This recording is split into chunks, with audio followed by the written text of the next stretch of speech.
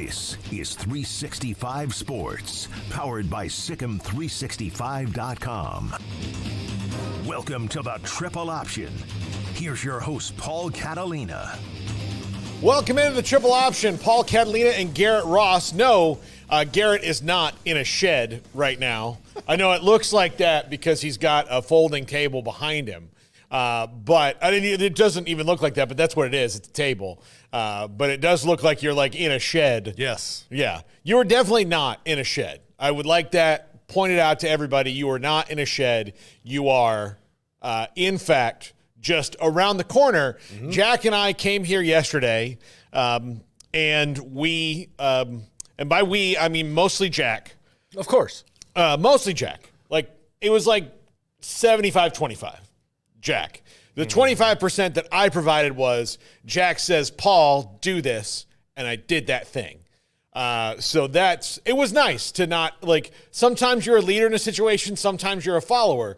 The best leaders know when to follow. Mm-hmm. I learned that at a young age, so I just did what Jack told me to do, and we have moved you into the production nook. Correct. Like a breakfast nook without eggs.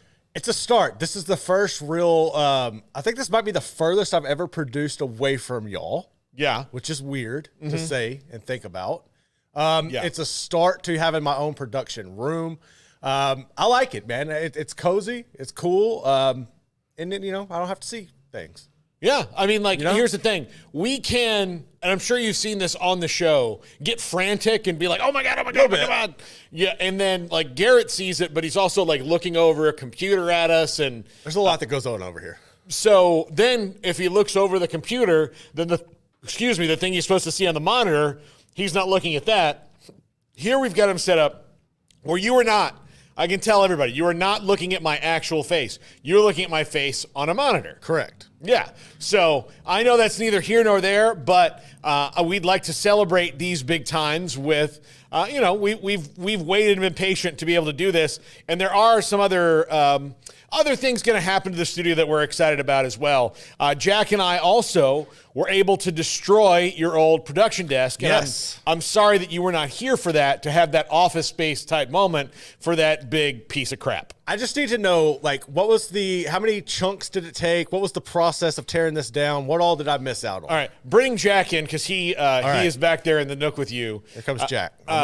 So there was a television in the front of it because it used to be out at the tailgate area, and it was like the pregame show desk, the Sikkim pregame show desk before we came along. Right. And so that was the weird structural part of it that we didn't know how it was, like, in there. But yeah, Jack, that thing was like screwed in and then covered up with another board and then screwed in again. It was weird. I think we ended up taking out in like 7-8 pieces, and at one point I had to like kick the front off of it.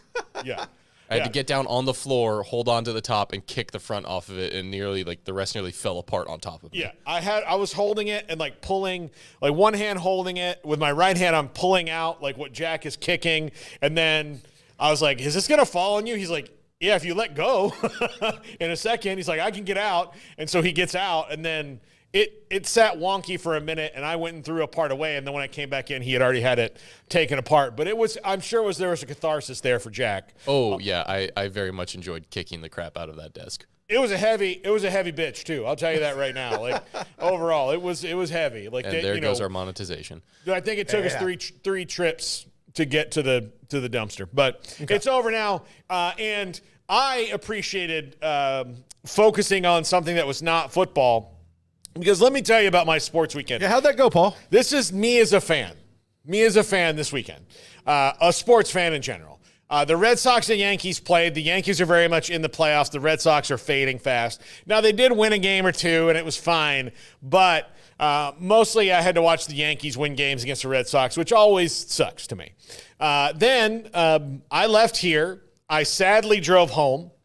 I started watching Florida State and Memphis, and then by halftime, I was into the sorrow drinking because that's my life now. But I had a lovely 12-year-old scotch and another 12-year-old Irish whiskey that were delicious. And helped me make the sadness go away. And then yesterday, while we were here, I had the NFL ticket on all these TVs, but the Cowboys got absolutely torn apart and made into gumbo by the Saints.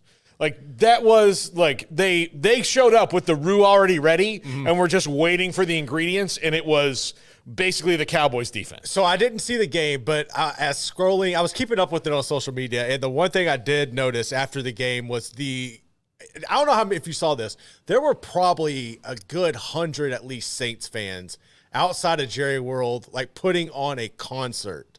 Like they were on Bourbon Street, and it was so awesome. Well, it got really loud in there with Who Dat Nation. It was crazy. Oh, thank you. Aberfieldy has a nice 12-year-old scotch. Thank you, Barry Crawford. I appreciate that. But it was a big weekend. I'm going to start off by now, look, I understand that Oklahoma State was not exactly playing world beaters on Saturday, but I have said a great many disparaging things about Alan Bowman. Yeah. And by disparaging, I just mean that he's an average quarterback. He is. He was dealing the other day. Now, a lot of it was his receivers like catching a pass, making a move, and just going. But he threw 4 touchdown passes the other day. He was fantastic. So, to Barry Crawford and to Wet Blanket and to all of the Poke Patrol, all of them, congratulations. There we go. I am starting to appreciate the bland and averageness of Alan Bowman, and I can't put my finger on it why. I just don't know. I have no idea why I'm starting to appreciate Alan Bowman so much. Is it because he could throw the ball down the field a little bit and look competent kind of in the pocket where DJU doesn't? I mean that's probably it. Okay. But I mean, I don't want to cast aspersions to just one guy who's ruining my life. But yeah, no, that was Florida State lost again to Memphis. We can talk about that later. But there were a lot of big things that happened this weekend in college football, and I will tell you, the A&M Florida game has so many things popping off of it that are interesting to talk about. One, and chief among them, is there is the Billy Napier's getting fired scuttlebutt going on right now. There's the rumors of like, oh, there's an emergency board meeting and all that. Well, none of that will happen. It's got to be, as you've seen with Florida State and all their squawking lately, every time that there's a board meeting, it's publicly called for. It has to have 24 hours notice or something like that. You know, it's online posted so everybody knows. There's no because they're not a private school, they have to adhere by state laws, right? Like Baylor can have a board meeting and then tell us about it later because they don't have to adhere to that, right? And that's happened many times where they have. But that scuttlebutt is starting, and it's not being shot down but to the point of, oh no, this is way off. Like this is not happening, but the people that cover the Gators in Florida are hearing the buzz, and Billy Napier is not making it out of the season. No, he's not. And I'm really surprised, honestly, like given the circumstances and him knowing like what the expectations were and why you would go out and just throw Graham Mertz in. It's ridiculous, the loyalty that's going on there. I don't understand that.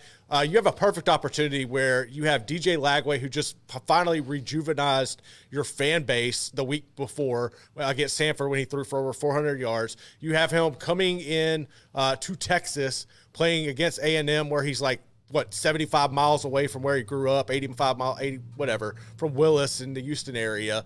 It was a perfect opportunity to set everything up and put it out there and roll. They didn't. And the game was ugly, the rain and the weather. I understand that, not wanting to throw DJ out there in those circumstances, but at the same time, like, you have to win this game. And with all the smoke that goes around with, and it's all speculation and rumors. There's no truth to it. But the whole, where's Lagway going to go and hit the portal? If A&M's like the number one target that most people are, clamoring about, you had a perfect opportunity to throw him out here to shut it up. But they didn't. It's inevitable. He's going to be fired. Billy Napier is going to be fired. I don't know. I don't see how he makes it through the season, honestly. No. There's not very many wins coming up on the schedule. I think if you look at it from a Florida fan's perspective, now that we're 3 weeks in, we're on week 4 now, there's probably some wins on there that you could see that a couple of weeks back weren't there. You just got to go out and take care of business. But there's no way they can make up the ground to keep Billy Napier aboard in Gainesville. It's just not. No. And look, they've got Mississippi State this week, and that's a gift. That's a winnable one. That's a gift. But it's winnable, but, both of them are kind of in the same spot now, although Mississippi State absolutely got hammered by Toledo and Jason Candle, who I don't know if you've watched any of the top 5. Garrett, you're familiar with my top 5, right? You're familiar. You've seen most of them. Yeah, you produce most of them. Yep. But Jason Candle is a guy whose name I've been saying. He's a name I've been saying about kind of a next up thing, and going and beating an SEC team that badly. Woo. No, that's a really good point, and he's going to get his. He's definitely going to find a good job among the Power 4 or whatever you want to put it. But to me, like, if you're Florida and you do make this decision to move on, it seems like they're in one of those weird places that you would have to get a name. You know what I'm saying? I think so, and I'll just give a tease. I've got some names for the top 5 later on today, so I don't want to spoil that. Right. So I hate that you all have to wait until 5:50 today to see that, but it's worth the wait. It's worth the wait. It's worth the wait. I've got the first name on the list is one that I think is almost too good given his current situation, their current situation, and where he came from. Correct. But I have different levels, although I might have to change it because I'll just tell you, I might put Jason Candle on it right now. But that's why I was asking, because when you were saying that, I was put to it. I was just thinking about all that. I was like, well, Campbell, maybe. But and the reason I was saying this too is because, like, you just went a lower class guy, right? Like this whole Sunbelt Billy thing. Do you want to go that same route again? I don't think Florida's going to do it. We see that with coaching hires all the time. You go the complete opposite direction of what you did before. You did it with Napier from Dan Mullen. So I think they kind of swing for the fences in this one. Might bite them in the ass, but I think they're probably going to swing for the fences. I think so, and I have different variations of that. So here's the other thing comes off that, but everybody talks about DJ Lagway perhaps transferring to A&M next year. Well, A&M is about to find themselves right in the middle of a quarterback controversy because Marcel Reed was fantastic, and my opinion hasn't changed too much on Connor Wegman. I don't think Connor Wegman's playing the right offense for himself right now. Right. I think when you see that you have that quarterback run ability that is so ingrained into Colin Klein's offense, that's not his skill set, but it was certainly Marcel Reed's. I mean, you saw him just shake and bake a guy out of his shoes. He had the long run. He's got speed. He's got athleticism. He was accurate. He has no fear about him. He is a really poised young player, really poised. I remember hearing him talk. He has the timbre and tone of voice of like, well, my teammates just really made it easy for me, and kind of like he wasn't jacked. He's got that nice even keel about him, and he's got to put some weight on. I mean, he's like all of 185 soaking wet, but he can boogie. He's a good athlete. This is, I talked about the A&M quarterback curse kind of last week where the minute that they taste something that might be different, they're like, oh, this is the one. Yeah. And they're going to have a quarterback controversy. But that's a good, for A&M right now, I think that's a good problem to have as you get better and you have two guys you feel confident in that can run your offense. And I think eventually it's probably going to be Marcel Reed because of the athleticism and Connor Wegman's constant injuries. So, I think that that's what they should do. So that's coming off that game. So if Marcel Reed's the quarterback of the future there, no offense to DJ Lagway, he's a higher rated player, but Marcel Reed, sometimes don't mess with a good thing.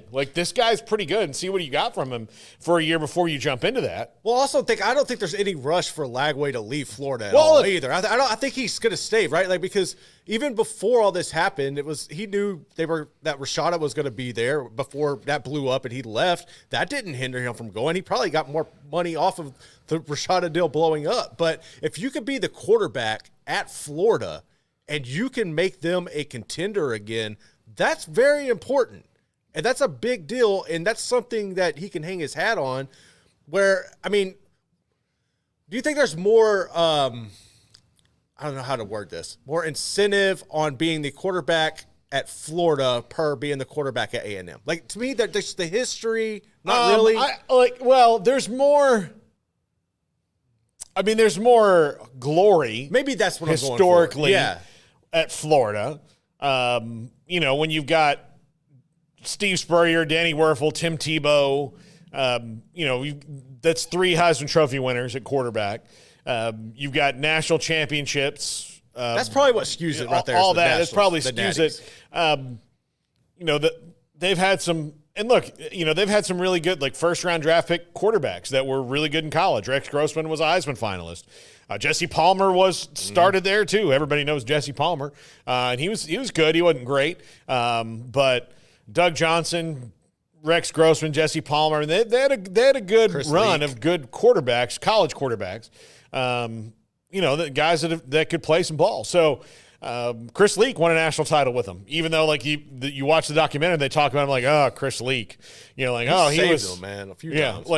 Dude won, like he was the starter, like they just couldn't wait to get Tebow in the game, which I understand because he was one of the best players of all time. But sorry, I gotta hold on. I gotta wash that out, man. I gotta wash that out. Okay, God. That was a Tebow compliment. It just doesn't taste right in my mouth. Look, I'm getting hooed at in the chat room. Love it. But DJ Lagway went to Florida. It was not lost on him that they were not good. No. Like, it's not like he got there and was like, hey, I thought, where's Percy Harvin? No. I mean, he knew. He's not some wide-eyed bumpkin who's like, I was told they was good here. No, he's not that guy.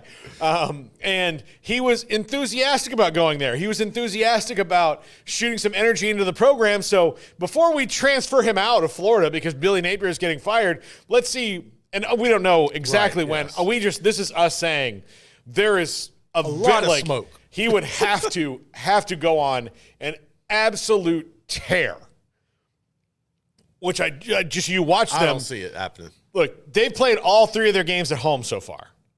Their home schedule is pretty front loaded right now, but they no showed against Miami.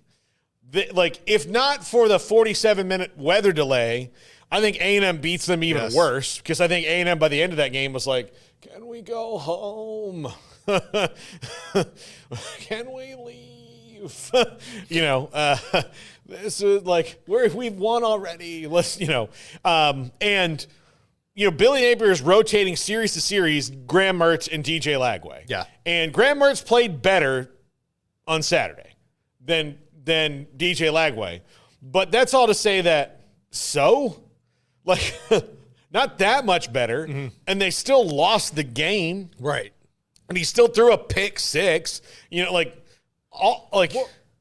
you? So my I guess my next question on this would be trying to think of who the Florida schedule going forward. I guess if they lost, or I think they will lose this game. Do you think the UCF game would be the death blow? Just looking at how things are going right now, it's Miami, it's UCF that are really running the state of Florida, USF up there as well.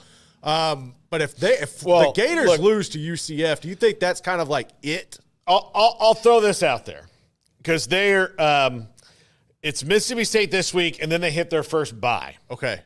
So if they lose at Davis Wade and Starkville this week, they're going to the bye.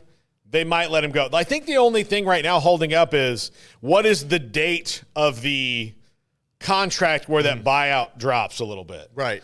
So wherever that buyout drops or wherever the clause comes in that they can pay, maybe if it doesn't drop, but they can pay it out over a longer period of time than, because that's the thing now is the buyouts are still huge. They're not as Jimbo huge, but they're still huge. But there are provisions if you fire them at this point, you have to pay it all before the end of the year. But if you know you're going to fire them anyway and just let them kind of tread water until October 21st, then you can fire them on October 21st and pay it out over 3 years, right. Whatever.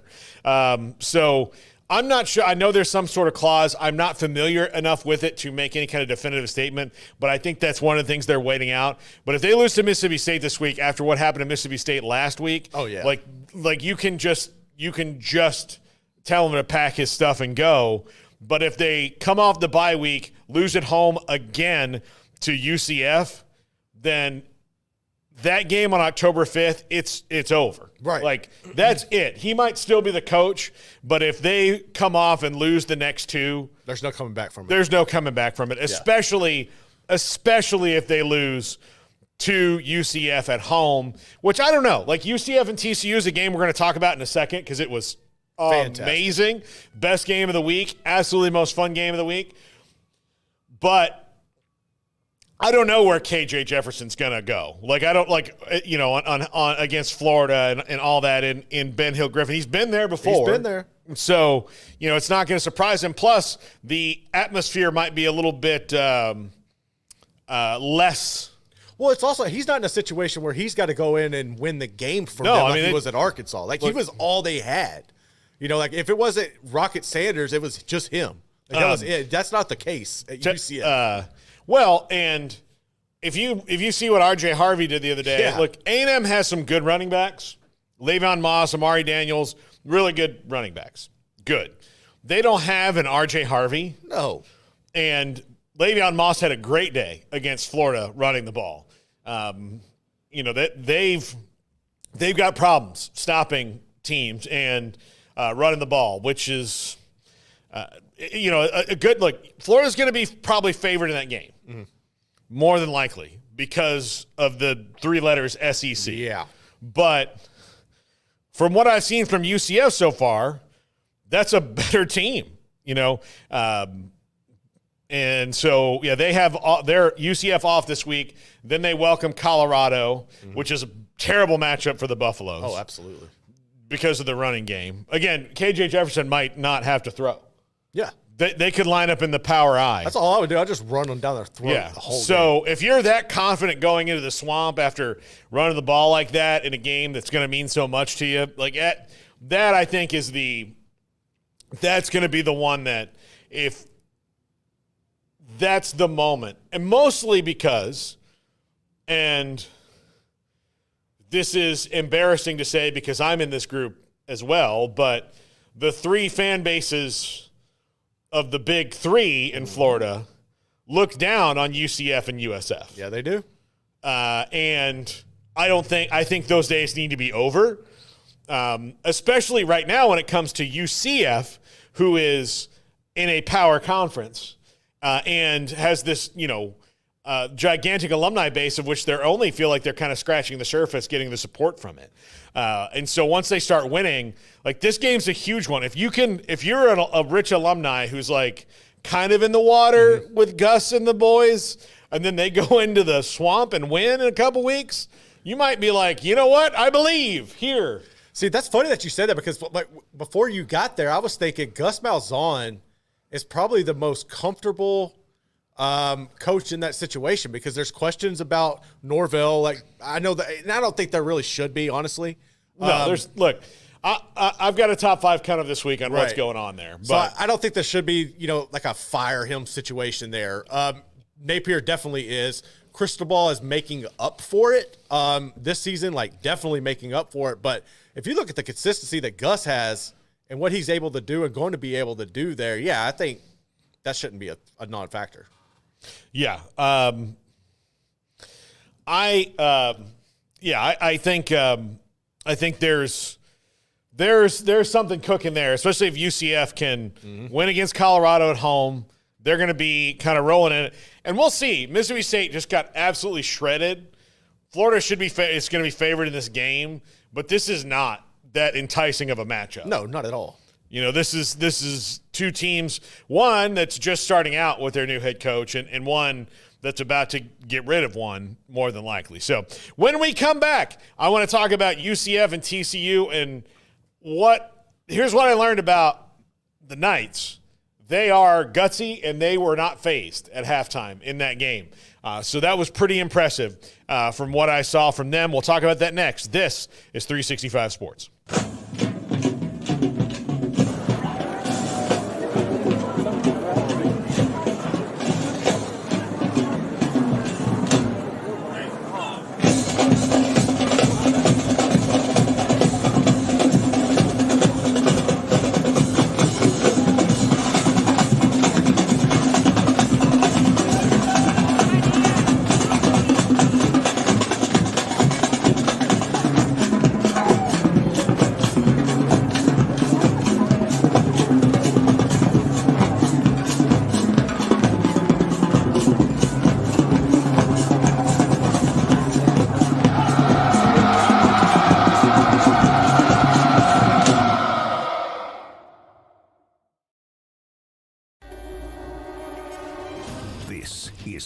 365 Sports, powered by Sikkim365.com. Welcome to the Triple Option.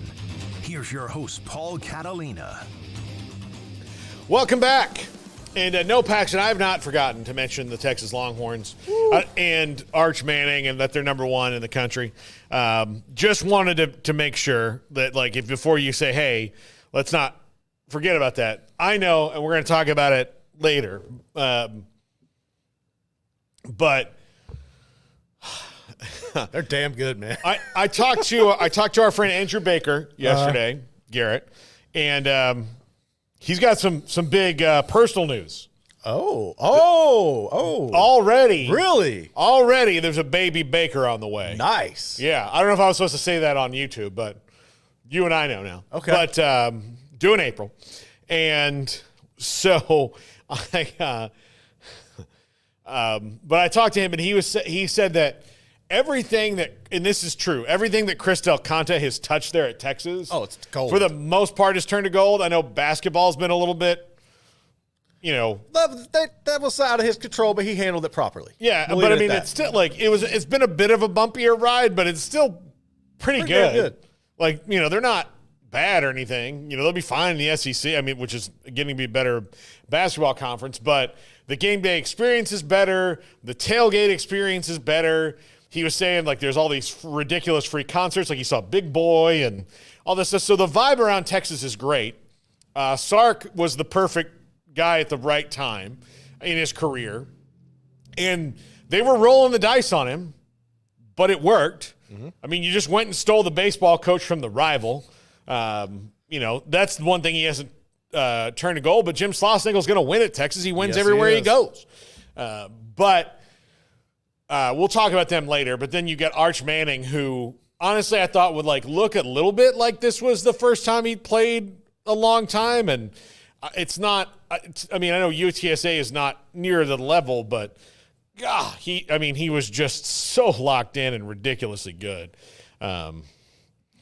As a Jeff Traylor fan, I'm just sitting there watching, going, God, can we just? It's been a rough couple of weeks for Traylor. Can we just fast forward to when this is over for our buddy Jeff, and they can get back to being who they were? But I want to talk about UCF and TCU. Josh Hoover is really damn good. Yes, he is. He is really damn good, and they're going to win a lot of games this year.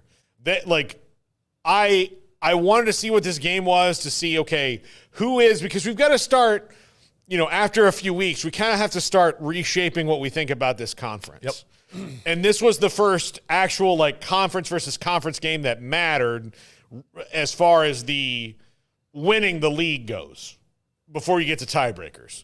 So we've had a couple of Utah shredded Baylor 2 weeks ago. K-State shredded Arizona State, just owned them. Or Arizona. Beat up on Arizona. And then you had this game, which was UCF and TCU, which was the first actual Big 12 game. That counts for the conference title. Kansas, not as good as we thought they were going to be. They're 1-2 right now. Now, they haven't played a conference game, and that's great news for them, but they've got to fix things before they get back into the mix. Oklahoma State has survived a game against Arkansas. They've won 2 other games fairly easily. So they're still about where I thought they'd be, 3rd or 4th in the league. Kansas, I've completely changed my opinion on. TCU, I've completely changed my opinion on, even though they lost, because they can do some things. Mm-hmm. They can do some things. I think that they still have to get their defense fixed, obviously, because in the second half of that game, UCF just took over and just kept going at them and going at them and going at them. And I thought it was a fantastic, wonderful game. It was so – sorry. Look, we have a cough button now. So fancy. Fun to see. Look at that. Fancy. I'm the one who made sure we got it, and I forgot to use it the first time I coughed. It's going to take some getting used to. But over and over and over again, they just kept responding to the moment until they got down to the end of the game. They did it. Colton Boomer made that kick. Mm-hmm. Colton Boomer's made some really huge kicks, and he's had some kicks blocked, and the special teams was a disaster, and they came through it all. They came through it all and found a way to win the game, which is the sign of a team to me that's getting good. When you come through that and you find a way to win, as where last year they probably wouldn't have. Now they do. Now, does that mean that they're contenders for the conference all the way through? I don't know yet, but it's a good sign. TCU, yeah, you got to get your defense a little bit better, but offensively, Josh Hoover's a dude. And so I saw two teams who their stock raised, in my opinion, as where teams like Tech and West Virginia and Kansas have now dropped. I think my concern with TCU, and we kind of saw this a little bit last year, was they don't have an edge to them. Like, they don't have a guy that's going to get, just gritty and shake things up. And I think they kind of lost that when Gary Patterson left. Because if you go back and look at that team that went to the national championship under Sonny, all of the guys that had been through the ringer and knew to step up, they had that Gary Patterson mentality, whereas – this past couple of years, they really haven't had that. They got more of a finesse style to them, which I think is kind of reflective of Sonny Dykes' personality. And I think that could be fixed. But I think that's the biggest issue in TCU that I've noticed over the couple of years is just that violent, that mentality to go and take something over. And it will come. Andy Avalos will get the defense rolling. And as far as looking at UCF, I think if you can get consistency from KJ Jefferson through the passing game, which we saw a little bit, Kobe Hudson is difficult for anybody to guard out there on the edge. He made some catches in that game against TCU that was absolutely ridiculous. And then you can just rely on the rushing attack. They're going to be difficult to beat. They need to get better on defense, obviously, but that will come as well. But no, I think you got to feel good if you're the Frogs and the Knights coming out of this weekend that you like your chances to make a run to Arlington. Yeah, I do. I like. That was the first matchup too. Yeah, so that was cool. Yeah. So yeah, I like everything I saw the other night, and both these teams. I do get the feeling that both of them might be a year away. Yeah. So hopefully, Ja'Kurry Brown, who is the backup, is ready to kind of take that next step when KJ Jefferson leaves after this year. But portal, if not, yeah. So yeah, I'm very curious to see where this goes. Now, West Virginia lost late to Pitt. They played better, and that was a good game, but Garrett Green's got to get better with the football. Yeah, Garrett Green's got to get better with the football. Tech bounced back. Nice win for them. They actually looked like Texas Tech to me, but now they have to do it against somebody who's good. One thing I did notice this morning on the Tech front is Cameron Valdez, the running back, is done for the year. So he's the fourth Red Raider that's finished for the season with a knee injury. So that sucks. You're going to have to rely heavily on Taj Brooks. But I don't think they mind doing that because they are so much better when he's in the game. Though. I mean, he is just so much better. And you got to see Micah Hudson get involved a little bit in that game if you're a Tech fan. So that gave you a sigh of relief. Yeah, I think so. And then, Cincinnati kind of they looked pretty good against Miami, Ohio the other day, and Miami, Ohio was known for their defense. Cincinnati moved the ball, won the game. So I'm coming around on some other teams and making all-season predictions. You have no idea. Who did you pick for the Big 12 championship? I took USC and K-State. I took Utah and K-State was my two. I picked K-State to win it. That was my pick. It was K-State to win it against Utah.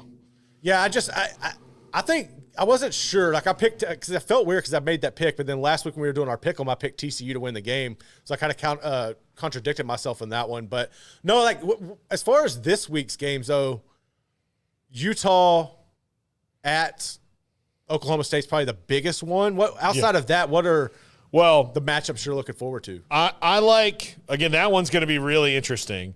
Cam Rising's probably going to play. Yeah. Let's see Arizona State and Tech. Let's see what happens there. Has Tech got their groove back? Do they have that kind of offense, or is Cam Scatterbo just going to run right at them? Scatterbo. Utah, Oklahoma State is a fantastic game, and I'm sure Fox is thrilled to have that one.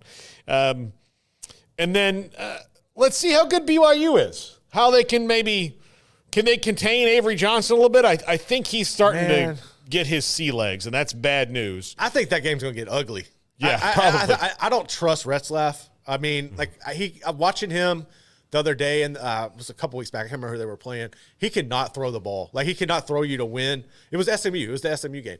But he is decisively quick on his feet. That was one thing that I came away impressed with. But I don't trust BYU in that matchup with K-State. I think that's one where maybe for about a quarter they can keep it kind of close. But if Avery Johnson could throw, like he continues to progress as a passer, they should cook BYU.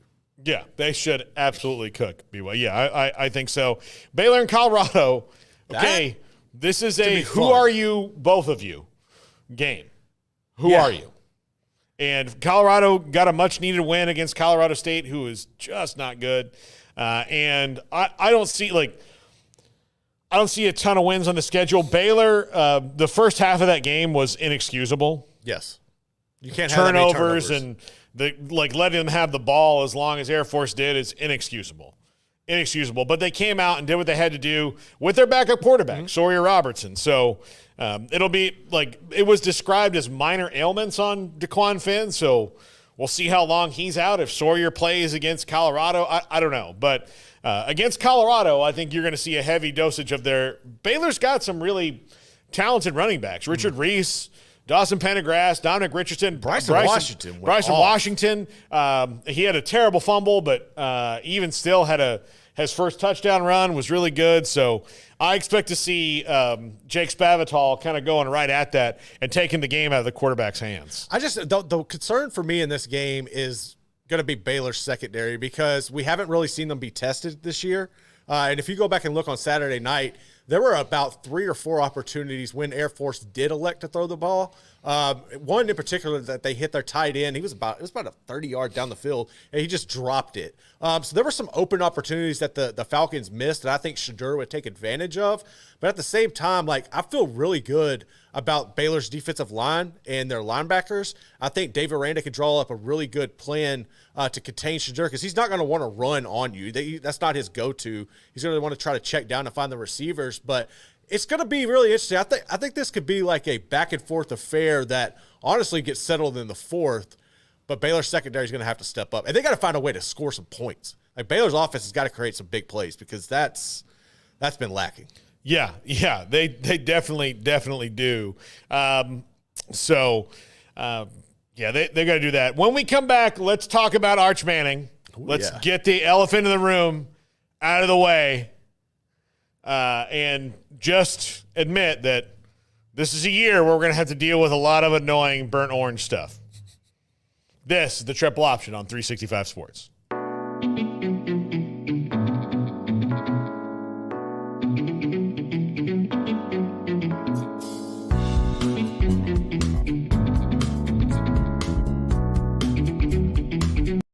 Fantasy Sports EVO, the next evolution of daily fantasy sports. Tired of traditional fantasy sports where you spend hours upon hours studying individual players? EVO's unique team-based platform makes it easier than ever for all sports fans to play. No need to know individual players. Just choose your contest, select your teams, and enjoy the game. Whether you access our website from a desktop, mobile device, or the app, the experience is the same. EVO is for all sports fans. Join Fantasy Sports EVO and experience the evolution. This is 365 Sports, powered by Sikkim365.com. Welcome to the Triple Option. Here's your host, Paul Catalina. By the way, we have our 365 Sports Pick'em contest each and every week. Garrett, I have what? I got second place last week. You got second place this week, yes. John Otwell was our winner.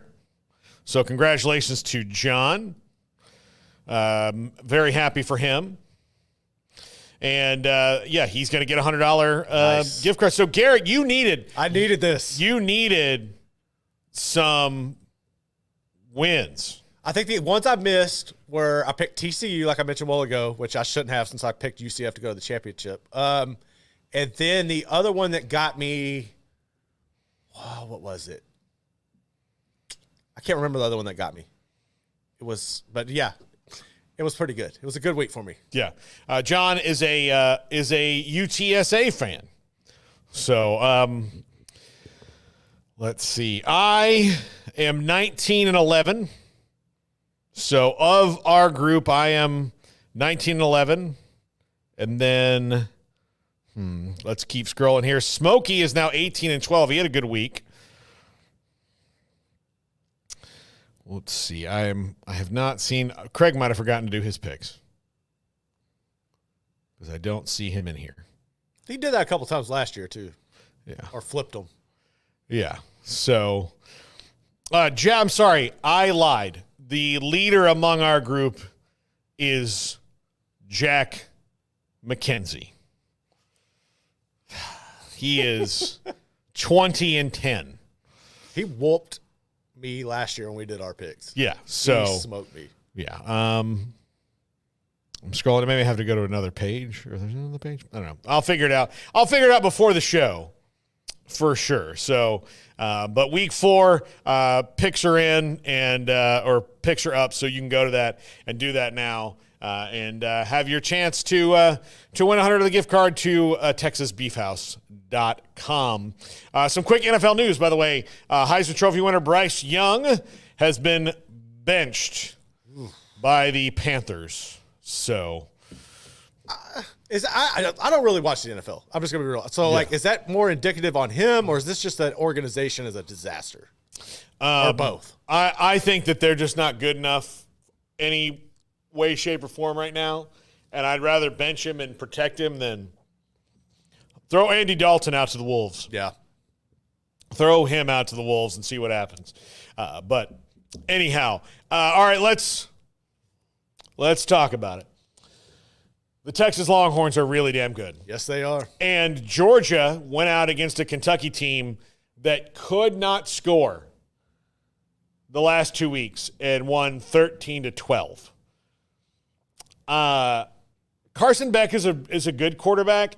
Garrett, am I wrong in thinking he might be a little bit overhyped? I don't know that he's necessarily overhyped. I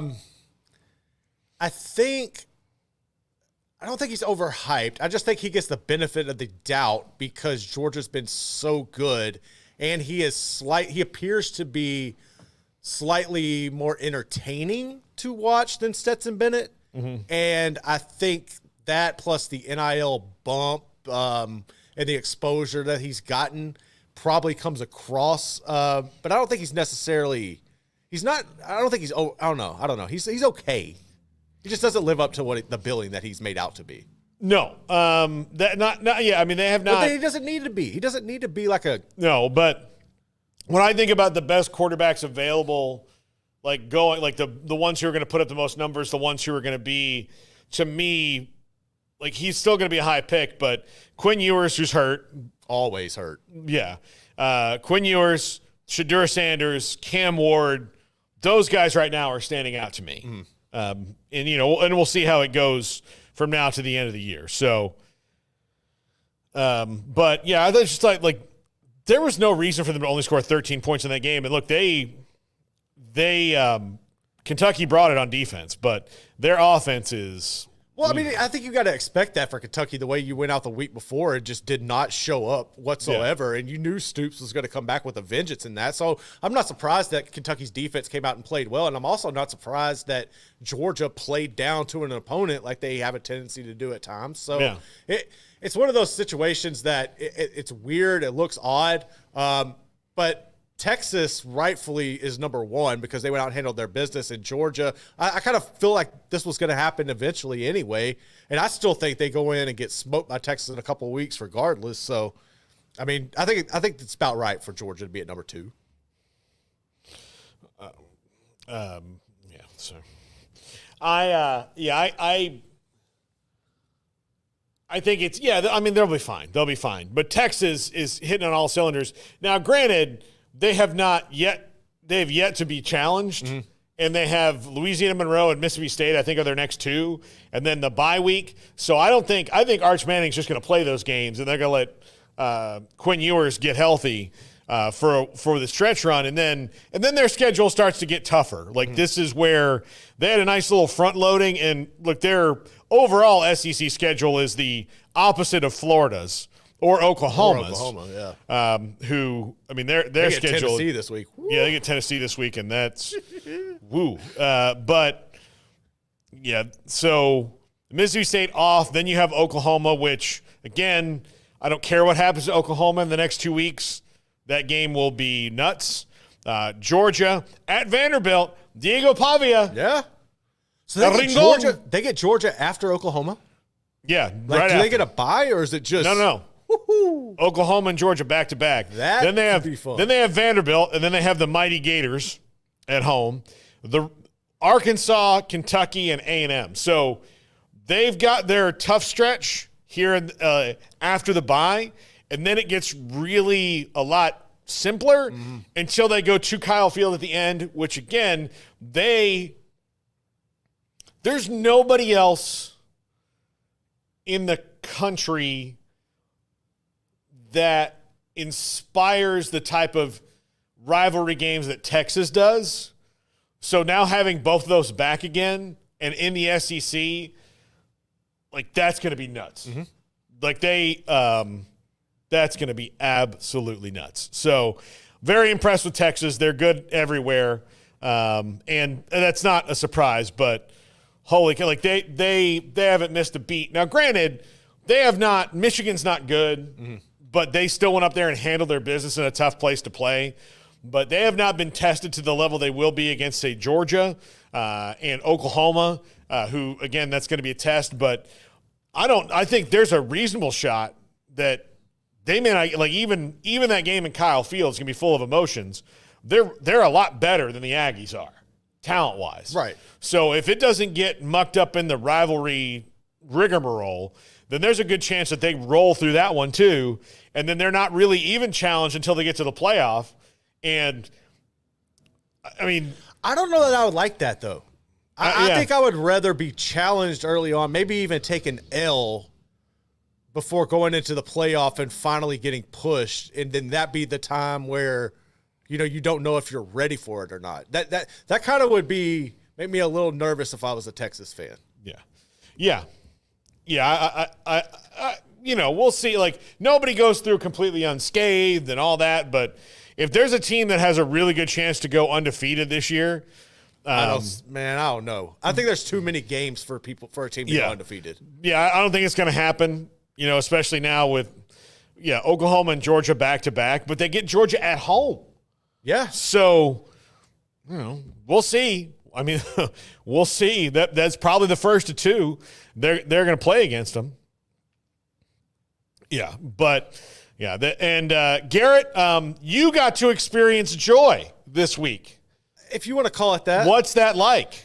I don't necessarily know that I call it joy. LSU got a win, but at the same time, it's another one of those situations where you kind of are left wondering who and what is this team. Caden Durham, the freshman running back from Duncanville, looked absolutely remarkable. He came out, he got his first action of the season, scored 2 touchdowns, looked like a vintage LSU running back that has power and speed and can catch. That was a breath of fresh air. I'm really concerned about Will Campbell at the tackle position. I know he's one of the best in the nation and everything, but he got absolutely worked on Saturday by the defensive line from South Carolina. Garrett Nussmeier, I mean, he's a good quarterback that can win you a lot of games. Their playmaking, they're not making plays. They're not taking advantages of the playmakers on the outside. You had a couple of big plays down the field, but that was really about it. The defense is still trying to find itself. I think if Lenore Sellers, the quarterback for South Carolina, does not get hurt in that game, kind of like I said last year with the Duke and Florida State game, if Riley Leonard doesn't get hurt, I think Duke wins that game. Same thing here. I think if Sellers doesn't get hurt, this is a South Carolina win.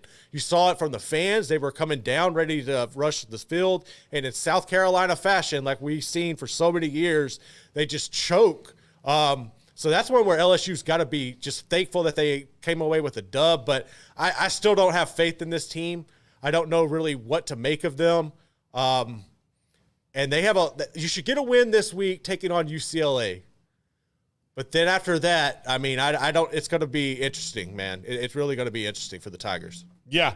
Good God. I mean, look, it's not like they're a bad team. it's a lot of people would, it's the expectation for the program where they're not living up to it and they're bad per se. They're still an 8-win team. Yeah. It just is what it is, how you view it. But yeah, I get you. I'm picking up what you're putting down. South Carolina is a lot better than I thought they were going to be, but they did lose their quarterback, and we don't know how long that's going to be. And that game turned quite a bit. Yeah, Robbie Ashford, when he came in for Sellers, they could not do anything. Like, LSU put the clamps on him. That's another thing, too, is like from the offensive side for LSU, there was a situation where they had the ball. They were about on the 5-yard line working their way into the end zone. South Carolina was crashing in. They would have no fear whatsoever in a play action and Nuss going out and rushing for a touchdown. Like, that was gone. So that's something that LSU is going to have to figure out. They're going to have to use Garrett Nussmeier's legs a little bit more to kind of make defenses back up and respect them a little bit, because if they can't do that, all you got to do is load the box on them. Yeah. Well, and look, South Carolina with Raheem, with Rocket Sanders was fantastic. He's so fun, man. Yeah. Lenora Sellers. Laura Sellers was running the ball great. He was averaging 8.8 yards a carry. They could not stop Sellers, man. Yeah, they could not stop him. But and look, he was passing efficiently except for the pick, 9 of 16, 113.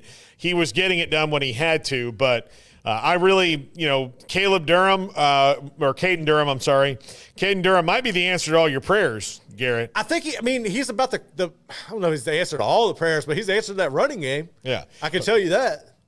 Little squatty Emmitt Smith build. Man, he is 5'9", 205. I didn't realize his mom was like a track star at Oklahoma until they were talking about that. But yeah. Yeah, absolutely. So, the Harold Perkins had a fumble recovery. I like what I've seen out of how they're moving him around a little bit more this year. I do, but they're not. Yeah. They're still struggling to find. And at this point, I'm kind of wondering if it's Perk, because if you're getting all the opportunities. Blake Baker's putting you in every position imaginable to try to figure out what works best, and you had like one big blitz. So I'm kind of to the point now where I'm getting off the coaches side of the blame for the coaches and wondering how much of this might be Perk not just adapting and progressing as he should as a player. Yeah. I wonder if he would, in the grand scheme of things, like if he doesn't decide to go, which I think he's going pro after this year. Oh, he should. Yeah, he should. But if he doesn't, if he would, out of frustration, transfer and say, I'm going to go someplace that's going to. I don't think. No, he's not. I don't think he has anything to prove as far as transferring. I don't think that would raise any draft stock for him. Yeah. I think honestly, if you're a defense, you're looking at him and saying, okay, we see what he can do. We know what he can do, and you also see the weaknesses, and you're thinking, okay, well, we'll just build up on that. I just thought he would be more of like a Micah Parsons. Yeah. And he just hasn't become that yet. He had that potential at Absolutely. freshman year, and then now that's not the case. So, coming up on the program today, by the way. How's Florida State? What? How's Florida State? I mean, why do we have to talk about them? I mean, I was just asking. They're 0-3. They're 0-3, and they have a lot of things have intersected on them. Mm-hmm. And I will say this: you live by the portal, you die by the portal, buddy. You do. And so the Cam Ward thing is always going to bother me because he might have been going to Miami anyway, but FSU didn't want to wait 10 days. Like, he was going to push it all the way to the end and make his decision, which is what he did. And I don't know why they had to rush DJU in there. I don't. I think they just felt more comfortable doing that. I also think because they honed in on DJU and Cam Ward, they did not investigate, some guys from some smaller places that were a little Diego Pavia? El Rincon? Are you talking about my boy El Rincon? Yeah. Yes. Diego Pavia, the rascal. Absolutely. That's one that, go find a guy with, the thing about DJU, and this is the biggest drop-off from quarterback to quarterback that Florida State's ever had. ever had. Like even James Blackman, who I believe is the worst quarterback they've ever had. He was pretty brutal. It was progressive, right? Mm-hmm. It was progressive. This is like mountaintop to the ground. It's crashing. Okay. And that's why it's like a huge drop off. And like Jordan Travis, and he went through it, man. He didn't want to be the quarterback anymore. He wanted to move into wide receiver. And then Mike Norvell and the coaches got with him and said, no, you're the quarterback. We can believe in you. And I think they thought they could do that with DJU. I just don't think he has it here anymore. Confidence-wise, it's all muddled up here. He is what he is, and he's not the biggest problem, because the bigger problem is the defensive line's terrible. Yeah, it could play better. I have a theory that they're not playing confident because they know that, like, if it's 3rd and 11, this is over, right? If they make one mistake and give up a 1-yard loss, the drive's over. It's over. And so I think that they're not playing with confidence because they know that they can't pick it up like they did before. So I think that would get better if you change the quarterback and shot some energy into it. But it tells me a lot. Like the depth chart's out for this week, and nothing's changed. Mm-hmm. So, well, good luck with that. You live by the portal, you die by the portal, and their high school recruiting has to get better, which means if he's got to upgrade the staff, then he's got to upgrade the staff. And I don't think that means firing people necessarily, but when some of those guys that you can upgrade get job offers somewhere else, you can let them go. Yep. Like, you can let them go and you can upgrade the staff. So I think because they've got a good staff, not a great staff, he needs to get those guys in there who can absolutely recruit. Yeah. There's one here in Waco I think would I would love to see him have, given the confidence that he recruits with here. I'm not saying I want them to take him, but like Keenan Hall, who's the running back coach at Waco in Baylor right now, he recruits with a confidence, and he's not going to be at Baylor very long. I can tell you that right now. Like a couple years max before somebody's like, oh, this dude can recruit. We're taking him. So if that's the case, if somebody's just going to take him anyway, I want him to go in a place that I enjoy. Well, you want to reap the rewards. Okay. I don't want somebody to get the job at Florida and be like, you know, that Keenan Hall can help us get a corner on Texas, and be like, no, no, you can't have him. He's here, or he's in Tallahassee, or he's nowhere. I don't want – those are the kind of coaches they need to look for. Yeah. Because here's the deal. They don't have closers. If you look at all these guys they get down the line with, starting with Travis Hunter and then a litany of other guys, they are committed and ready to go, and then they just poof. Yep. It's like right at the end. So they've got the guys, and then so whatever they're doing, they're not closing. And I want them – find the closer. I want ABC. Always be closing. Always be closing. Yeah. First place is a Coupe de Ville. Second place is a set of steak knives. Third place is you're fired. So that's what I want. I'm going full Glenn Ross here. But yeah, live by the portal, die by the portal. And they made so many good decisions, and they got so many good guys. And look, Johnny Wilson wasn't all that great when they got him, and they coached him up. He got healthy and he got good. Keon Coleman was just playing with a really crappy quarterback, and then all of a sudden he's playing with a star, and look what happens. Jaheim Bell needed to play with a better quarterback. Look what happens. Trey Benson was kind of blocked where he was. He was a superstar. They lost all of those guys. They're all gone.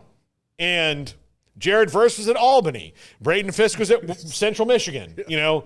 This all worked out for them, which is why when they went to get a quarterback, I was surprised that they definitely went big school instead of going, well, who is in the portal that is on the way up? Like DJU is on the way down. Like that's where you do. And I think had they made a different decision, they wouldn't be 0-3 now. I don't know if they would be 3-0, but they would not be 0-3. No, I agree with that. They would not be 0-3. And the defense played better against Memphis. It played a lot better. I thought they kept Seth Hennigan pretty well contained, but I mean, you muff punts and you throw interceptions, and you have fumbles. Like, again, it doesn't matter what the defense does when the offense goes, hey, we've upped your degree of difficulty to a 30. Exactly.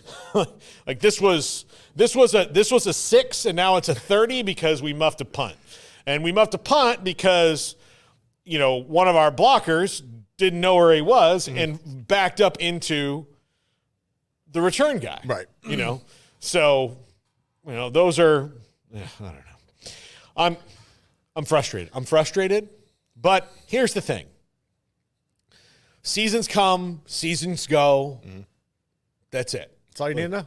That's it. This one is already over. It's already over. Now, they might play better and get to a bowl game, and maybe I'll get excited about some of the younger players. The 12-team playoff doesn't matter, Paul. But, yeah, exactly. So, I might get mildly excited let's face it. If they get to a bowl game, it's going to be December 21st. But on December 21st, I might get excited and go, oh, that guy can run. But other than that, wah, wah, wah, wah. That was how it was. Thanks for watching today. Today, Gary Barnett, Colorado radio color analyst. We're going to go through Pod 4, Utah, Arizona, Arizona State, and Colorado. JJ Joe, Baylor radio color analyst. And the great, the one and only, the lovely and talented Phil Bennett joins us. I wonder if he'll be at the pool again. Oh, well, I hope so. Yeah, I do too. But Phil Bennett will be on with us today. Don't forget about 365 Sports Tonight. We're back again tomorrow. Roy Nogaltree is here. See you in an hour, everybody.